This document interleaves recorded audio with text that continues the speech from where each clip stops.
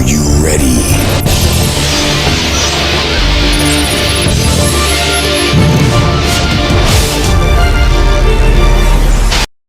अस्सलामुअलैकुम व्यूअर्स, मैं उम्मीद करता हूँ कि आप सब खैरियत से होंगे। तो दोस्तों, इस वीडियो के अंदर मैं जो आप लोगों के लिए असाइनमेंट का सलूशन लेकर आया हूँ वो है advance computer architecture CS501 assignment number 3 का सलूशन लेकर आया हूँ फॉल 2020 के लिए, जिसके टोटल मार्क्स 20 है और उसकी जो डेडलाइन है वो है 8 फरवरी 2021। तो दोस्तों, जैसा कि आपने मुख्तलफ जो है कुछ पॉइंट्स जो हैं ये आपको ऑलरेडी पता होगा। आप ऑलरेडी बहुत सारी असाइनमेंट जो हैं वो सबमिट कर चुके हैं। उनकी गाइडलाइंस जो हैं वो आप ऑलरेडी आपके अच्छी तरह जो है वाकिफ़ होंगे कि असाइनमेंट जो है आपकी ड्यू डेट के बाद सबमिट नहीं करनी चाहिए और उसके बाद फ़ाइल जो है वो करप्ट ना हो और आपकी जो सॉल्यूशन फाइल होनी चाहिए वो किसी जगह से कॉपी पेस्ट ना हो, अदरवाइज़ आपके 0 मार्क्स कंसीडर किए जाएंगे। उसके बाद आपने जो फाइल की फॉर्मेट रखनी है वो DOC या DOX, मतलब आपकी MS वर्ड की फाइल होनी चाहिए, ना PDF हो ना ZIP हो। मतलब इसके अलावा डॉक्यूमेंट फाइल जो MS वर्ड के अलावा कोई भी फाइल फॉर्मेट आप ना करें। तो इस असाइनमेंट के ऑब्जेक्टिव क्या है जी? Objective of this assignment is to increase the learning capability of the students about CPU polling and direct memory. जो DMA मेथड हमने पढ़ा है मेमोरी को असेस करने का, CPU को असेस करने का, CPU जो मेमोरी को असेस करने के मुख्तलिफ मेथड्स हैं, DMA direct memory assess method है या CPU पोलिंग मेथड, ये इनकी टेक्निक्स को हमने इस असाइनमेंट के अंदर जो है वो क्लियर करना है अपना। तो व्यूवर्स, असाइनमेंट का सलूशन शुरू करने से पहले अगर आपने हमारे चैनल को सब्सक्राइब नहीं किया तो प्लीज़ इसे सब्सक्राइब कीजिए और साथ मौजूद बेल आइकन पर क्लिक कर लें ताकि हमारी हर नए आने वाली वीडियो का नोटिफिकेशन जो है आपको मिल सके और जो भी हमारी असाइनमेंट का सलूशन है वो सबसे पहले आपको मिल सके। और उसके बाद इस असाइनमेंट का जो सलूशन फाइल है वो आपको इस वीडियो के डिस्क्रिप्शन के नीचे लिंक मिल जाएगा। उसको वहां से आप डाउनलोड करके उसको अच्छी तरह अंडरस्टैंड करके खुद आप कोशिश करें कि खुद उसको टाइप करके करें, अदरवाइज अगर कॉपी पेस्ट करेंगे तो आपका डिडक्ट हो जाएगा और आपके मार्क्स जो हैं वो 0 लग जाएंगे। और इसके वीडियो को कंप्लीट स्टेप बाय स्टेप अच्छी तरह समझिएगा ताकि आपको सोल्यूशन करने में बहुत आसानी हो जी। तो क्वेश्चन नंबर जो 1 है इसमें वो कहता है कि let's assume 32 bit processor having 800 megahertz frequency to which the following input output devices are connected. कि हमारे पास एक प्रोसेसर है 32 बिट्स, उसका बस स्पीड जो है उसकी 32 बिट है और उसकी जो फ्रीक्वेंसी है, मतलब कि जो नंबर ऑफ इंस्ट्रक्शंस डील करने की उसकी जो फ्रीक्वेंसी है वो है 800 मेगाहर्ट्ज। और उसके साथ अटैच की हुई हमने 3 डिवाइसेस। एक डिवाइस है DVD ड्राइवर जिसका ट्रांसफर रेट है 24 मेगाबिट पर सेकेंड और एक कीबोर्ड अटैच किया हुआ है जो पोल करता है 500 time per second, 500 time per second. और उसके बाद एक हार्ड ड्राइव हमने अटैच की हुई है उस CPU के साथ, उसका जो ट्रांसफर रेट है वो है 40 मेगाबिट पर सेकेंड, MB पर सेकेंड। तो कहता है कि if CPU is used for selecting a device where each poll operation required 10 instructions, what will be the CPU time required to pull each device? मतलब इन तीनों डिवाइसेस का हमने CPU टाइम जो रिक्वायर्ड होगा उन ईच इंस्ट्रक्शन को पोल out करने के लिए वो हमने जो है कैलकुलेट करना है। तो चलते हैं जी, जो पॉइंट नंबर 1 है DVD राइटर के लिए, इसके लिए कैलकुलेट करते हैं। सोल्यूशन है जी हमारे पास, वो क्या, the DVD writer can transfer 24 MB पर सेकेंड या 6000 किलोबिट पर वर्ड्स एवरी सेकेंड। ये बात अपने जहन में रख लें कि 1 MB में तकरीबन वो 250 किलो वर्ड्स जो हैं, 250K वर्ड्स जो हैं 32 बिट के प्रोसेसर में 250 वर्ड्स जो हैं वो प्रोसेस करते हैं तकरीबन। तो इसका मतलब है 250 वर्ड्स 1 MB में किया तो 24 MB के अंदर जो है वो 6000K बिट्स जो हैं वर्ड्स पर सेकंड जो है वो पुल आउट करेगा। तो अब ये बात भी आप लोगों को बेसिक पता होगा कि 1K जो है वो 2 की पावर 10 होता है और इसको इस्तेमाल करते हुए हमने CPU के जो नंबर ऑफ इंस्ट्रक्शन होगी जो CPU को रिक्वायर्ड होंगी उसको पोल आउट करने के लिए वो कितनी होंगी, 6000 मल्टीप्लाई बाय 2 की पावर 10। K की जगह में जो है यहाँ पे K की वैल्यू की जगह मैं क्या रख रहा हूँ जी, 2 की पावर 10 और इसको मल्टीप्लाई कर रहा हूँ पर इंस्ट्रक्शंस के साथ जो हर CPU जो है रिक्वायर्ड करता है इंस्ट्रक्शंस के साथ। तो इसको 10 के साथ मल्टीप्लाई किया तो हमारे पास जो आंसर आया वो आया 6144 और टेट्रा 0। तो इसको अगर हम थोड़ा सा साइंटिफिक फॉर्म में लिखें तो यहाँ पे आपके पास आ जाएगा 6.14 10 की पावर 7 इंस्ट्रक्शन पर सेकेंड। तो उसके बाद है CPU time required for polling is, जो सीपीयू का टाइम लगेगा इन इंस्ट्रक्शंस को, ये वाली जो इंस्ट्रक्शंस है टोटल इंस्ट्रक्शंस इतनी है उसकी, और जो सीपीयू के इंस्ट्रक्शंस होंगे इसको पोल आउट करने के लिए डीवीडी के लिए, तो उसके लिए टाइम जो रिक्वायर्ड होगा वो क्या होगा 6 मतलब ये वाला वैल्यू 6.14 10 की पावर 7, और इसको डिवाइड कर देंगे किसके साथ, उसकी फ्रीक्वेंसी के साथ। फ्रीक्वेंसी उसकी क्या थी सीपीयू की 800 मेगाहर्ट्ज। तो मेगा का मतलब क्या होता है 10 की पावर 6, तो इसलिए हमने क्या कर दिया 800 मल्टीप्लाई बाय 10 की पावर 6।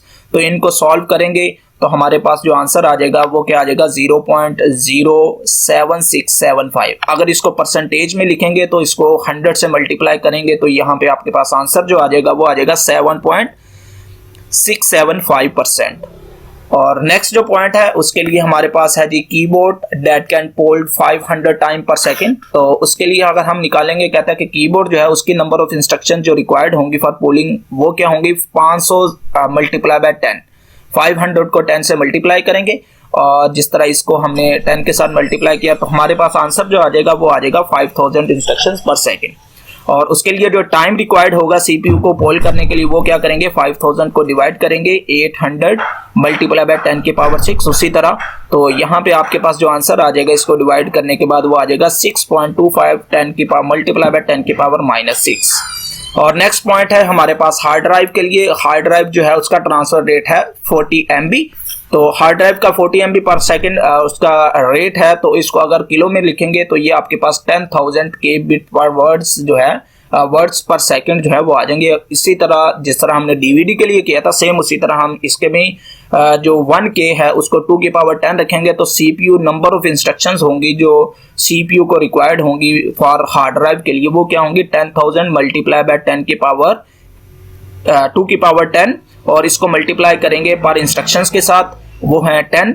तो यहाँ से इनको मल्टीप्लाई किया तो हमारे पास जो आंसर आ जाएगा वो आ जाएगा 1024, और मतलब ये तकरीबन आ जाएगी 5 टाइम्स 0 इक्वल टू, अगर इसको साइंटिफिक नोटेशन में लिखेंगे तो ये आ जाएगा आंसर आ जाएगा 1.02 10 की पावर 8 इंस्ट्रक्शन पर सेकेंड। और फिर उसके बाद सीपीयू को जो टाइम रिक्वायर्ड होगा इनको मतलब ये तमाम जो इंस्ट्रक्शन है इनको सीपीयू जो टाइम रिक्वायर्ड होगा पुल आउट करने के लिए वो होगा 1.02 मल्टीप्लाई बाय 10 की पावर 8, और इसको डिवाइड करेंगे 8 मल्टीप्लाई बाय 10 की पावर 8। अब देखिए यहाँ पे मैंने किया था 800 मल्टीप्लाई बाय 10 की पावर 6। अब 800 को अगर राउंड ऑफ और करें मतलब साइंटिफिक नोटेशन में करें तो 100 की पावर 100 को मैंने फिर लिख लिया 10 की पावर 2, तो ये 10 की पावर 8 कर लिया। तो इसको हमने डिवाइडेड किया, यहाँ पे आप 800 मल्टीप्लाई बाय 10 की पावर 6 भी कर सकते हैं। तो अब मैंने इसको कर दिया 8 मल्टीप्लाई बाय 10 की पावर 8, और इसको मैंने सॉल्व किया तो हमारे पास आंसर जो आ जाएगा सीपीयू जो टाइम रिक्वायर्ड होगा वो होगा 0.1275 सेकेंड। तो इसको अगर परसेंटेज में लिखेंगे तो ये हमारे पास 100 से इसको मल्टीप्लाई करेंगे तो हमारे पास आंसर जो आ जाएगा वो आ जाएगा 12.75%। लो जी, ये हमारा क्वेश्चन नंबर 1 का जो है वो सोल्यूशन है। और नेक्स्ट जो क्वेश्चन है क्वेश्चन नंबर 2, इसमें हमने क्या करना है, कहता है कि फॉर एग्जांपल हमारे पास एक हार्ड ड्राइव है जिसका ट्रांसफर रेट जो है वो 20 MB पर सेकेंड है, और हार्ड ड्राइव जो है उसको कनेक्ट किया हुआ है एक सीपीयू के साथ हैविंग फ्रीक्वेंसी 1 गीगाहर्ट्ज, और उस सीपीयू की फ्रीक्वेंसी की है 1 गीगाहर्ट्ज, और उसका जो डाटा बस मतलब बिट रेट है वो डाटा बस की स्पीड है वो 32 बिट है। तो सीपीयू जो है वो DMA इंटरफेस को इस्तेमाल करते हुए इनपुट आउटपुट ऑपरेशन जो है वो परफॉर्म कर रहा है। तो CPU spends over 300 clock cycle to set up DMA controller for every DMA request.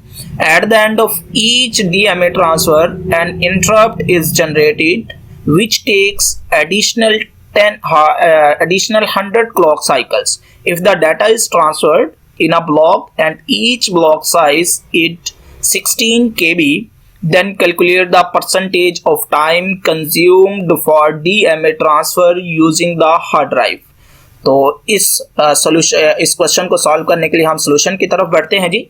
Solution है इसका हार्ड ड्राइव ट्रांसफर रेट जो है वो 20 MB पर सेकेंड है। तो अगर इसको 20 MB को अगर कन्वर्ट करें KB में तो ये हमारे पास क्या आ जाएगा 20 मल्टीप्लाई बाय 1000 KB, तो ये 20,000 KB आ जाएगा।